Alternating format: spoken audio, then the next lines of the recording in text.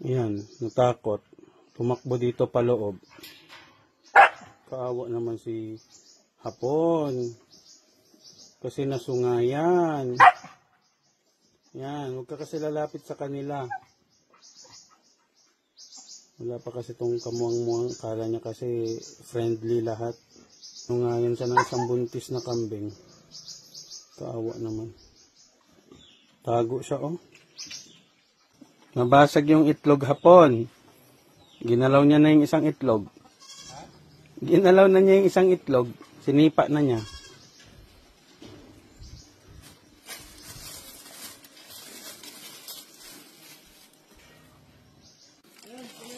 Busog pa ako.